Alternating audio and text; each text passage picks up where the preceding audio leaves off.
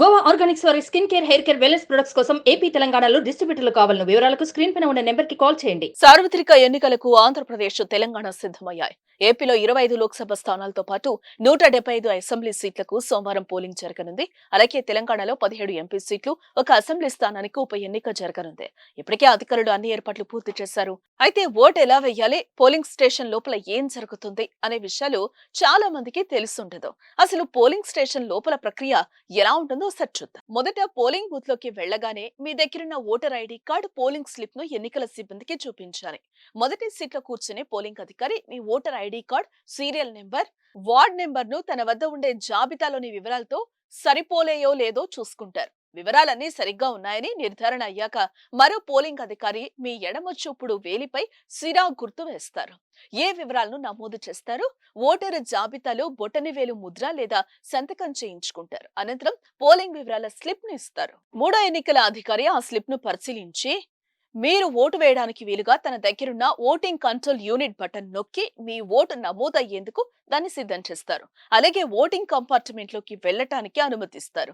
Voting కోసం ఏర్పాటు చేసిన కంపార్ట్మెంట్ లో ఓటేసే ఈవీఎం మెషిన్, దాని పక్కనే వీవీప్యాట్ యంత్రం ఉంటాయి.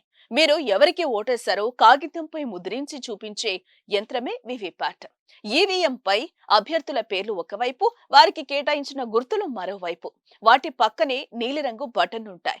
మీకు నచ్చిన అభ్యర్థికి కేటాయించిన గుర్తు పక్కనే ఉన్న నీలిరంగు బటన్ ను నొక్కగానే రెడ్ లైట్ వెలుగుతుంది. బీప్ అనే శబ్దం వస్తుంది. ఆ వెంటనే వీవీప్యాట్ యంత్రంపై పచ్చటి లైట్ వెలుగుతుంది. వీవీప్యాట్ పై ఉండే స్క్రీన్ పై మీరు ఓటేసిన అభ్యర్థి తాలూకు గుర్తు, ఈవీఎం పై కేటాయించిన క్రమ సంఖ్య, పేరు ముద్రించిన కాగితపు స్లిప్ 7 సెకండ్ల పాటు కనిపిస్తుంది. ఆ తర్వాత ఈ స్లిప్ బాక్స్ లోకి పడిపోతుంది. ఆ తర్వాత మళ్ళీ బీప్ శబ్దం వస్తుంది. ఇలా జరిగితే మీ ఓటు నమోదైనట్లని అర్థం.